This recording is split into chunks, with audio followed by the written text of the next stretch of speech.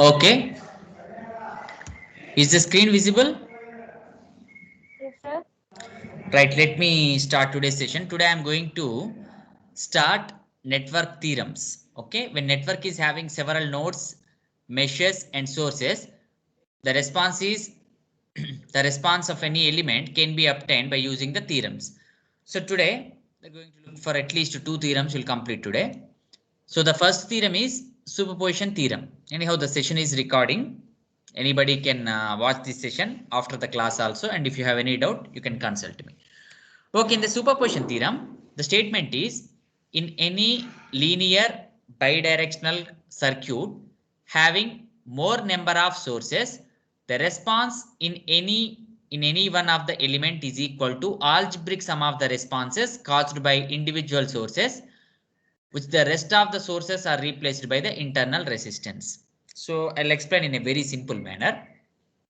The total response is equal to sum of the individual response. Okay, of course, this is possible only in the case of linear, active, bidirectional, bilateral circuit and all such things. Okay, it should be a linear circuit. We have seen what is a linearity. It should be the bidirectional circuit. We have seen what is a bidirectionality. It should be the active network. We have seen what is active and passive and all such things. Okay. Okay. In such case, your total response is equal to sum of the individual response. Okay. In such case, your total response is equal to sum of the individual response. What do you mean by total response?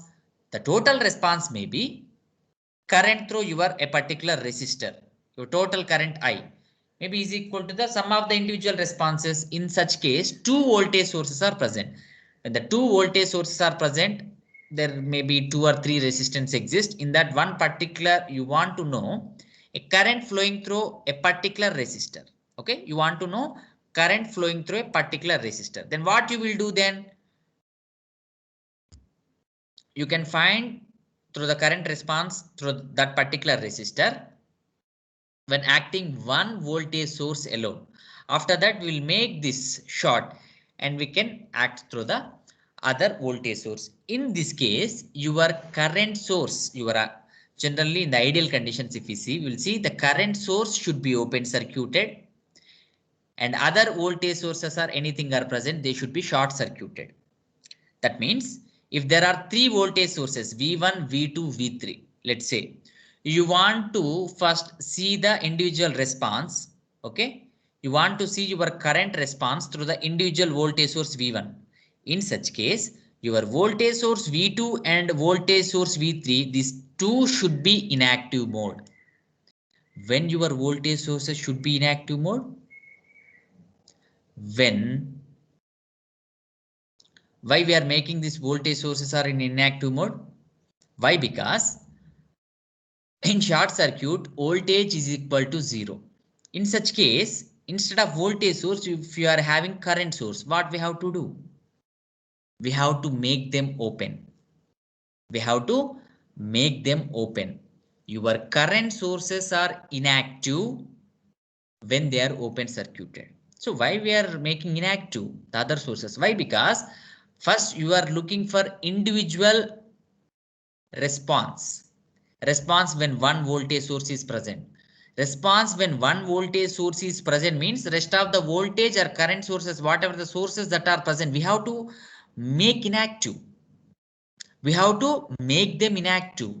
Then only the individual response can be calculated. That can be done. Okay, that can be done. For voltage source, we have to make short. Okay, we have to make a short circuit. We have to replace your voltage source by short circuit. Okay, and for current source, we have to make open. Okay, so what is mentioned, while the rest of the sources are replaced by their internal resistance. What is their internal resistance? For ideal voltage source, your internal resistance is 0. That means nothing but a short circuit. For ideal current source, that internal resistance is infinite. That's the reason why you are opening it. Okay, that's the reason, nothing behind that. That's a simple definition that we have to understand in this manner. Okay, find the value of I. That's what I mentioned. You want to, let's say some 2 or 3 resistors. In that one part, you want to know the current through a particular resistor. In such case, what we have to do? Okay, we have one voltage source and one current source, and here 3 resistors, 6 ohm, 3 ohm, 10 ohm are present. Okay, there are 3 resistors, 6 ohm, 3 ohm, 10 ohm are present. In that, you need to find out the current through. Okay, you need to find out current through 3 ohm resistor. So what we have to do? The first case 1 and case 2, we have to add them. Of course, the case 1, to see that only 18 volts voltage source is present, rest of the sources are absent. Only 18 volts voltage source is present and rest of the things are absent means you have to make another source is current source. You have to open it. In such case, your 18 volts, 6 ohm and 3 ohm. These three are connected. Okay, this 6 ohm and 3 ohm are connected in series with your 18 volts. When the branch of 10 ohms is kept open, your current source is open means your branch of 10 ohms is kept open. Then what we have to do? The current through 3 ohms is nothing but 18 divided by 6 plus 3. That is 2 amperes of current flow through your 3 ohms. Okay. Let's say you can make it as I dash or I1. The other way, your voltage source of 18 volts is shortened and you have to look for the 6 amperes current. You have to look for the 6 amperes current. In such case, current can be divided.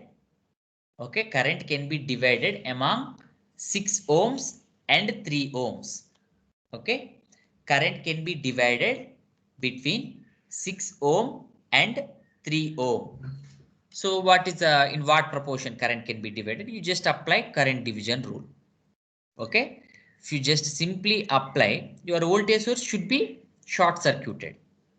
Okay, the current source, other current source there means it should be open circuited. So while we are dealing with one source, other source should be made inactive.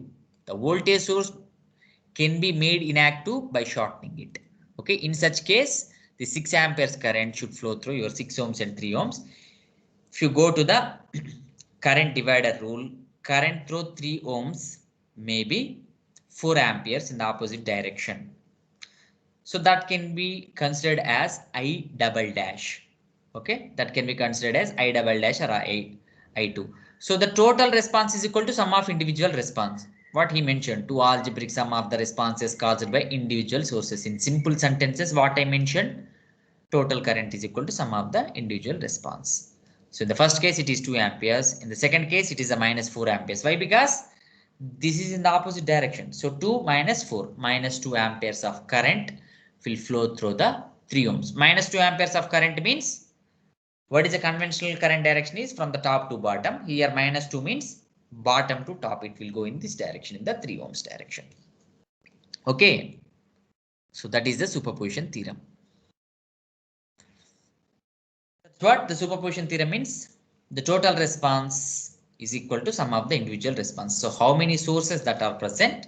So we have to calculate individually at the end. We have to consider that the algebraic sum. So next, find the value of Vx by using superposition theorem. Okay, we have to find the superposition theorem. We have to find the Vx by using the superposition theorem.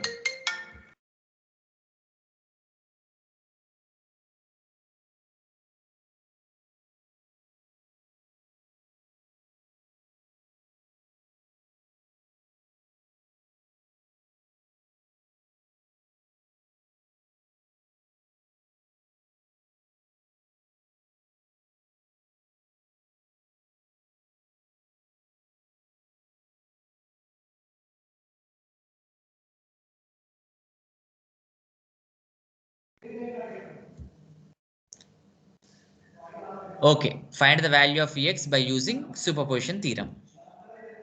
So while applying superposition theorem, depend source. Okay, some problem in the screen. It's right. While applying superposition theorem, dependent source remains same as the original circuit. You just consider like here. Okay. your total current I, you can calculate the total current I. Why? Because in the first case, voltage source, 1 volts voltage source is present. In such case, current source should be made inactive. That means current source should be open circuited. In that case, you can find out the current through it. Okay, that current can be calculated as some 2I. In that case, Vx dash is equal to I. That Vx can be replaced as your Vx is equal to 2 by 5 volts. In the case 2, okay, you just apply your nodal analysis. In such case, your Vx dash. In the first case, you call it as a Vx. In the second case, we are calling it as Vx dash. In the Vx dash in the first case, Vx double dash in the second case. Otherwise, Vx1 in the first case, Vx2 the second case. So your Vx double dash is equal to minus 2 by 5 volts. Okay, so your total Vx is equal to 0. Why? Because in the first case it is 2 by 5 volts. In the second case it is minus 2 by 5 volts. Okay. Your power dissipation in the 1 ohm resistor is 576 watts when voltage source is acting alone, and power dissipation in 1 ohm resistor is 1 watt. So what happened in the case Vx is equal to 0 means Vx is equal to 0 means 0 by 2. It's a short circuit. That means no voltage dependent voltage source present in such case. Voltage dependent voltage source present in such case. So this is 0. 0 by 2 is 0 means it's a simple short circuit.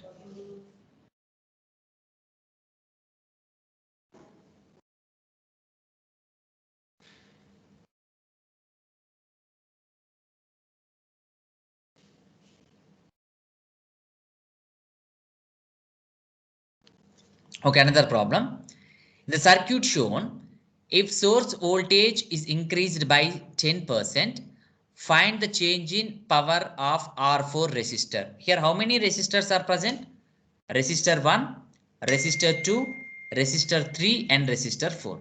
So what he is asking, supply voltage increased by 10%.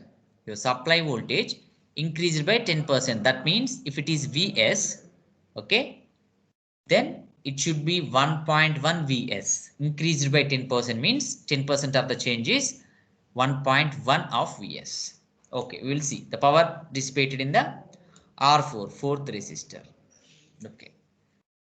When circuit is having linear and bidirectional elements based on homogeneity principle, the excitation of multiplied with constant K, the response of each element is also multiplied with the constant. Then what happened? It is a linear active element source. So following the principle of homogeneity, what is your power flowing through the resistor R4? V square by R.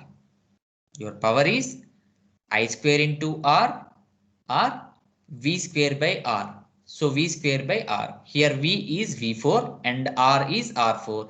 It should be V4 by V4 square by R4. Then if the source voltage is increased by 10%, then what he is mentioning?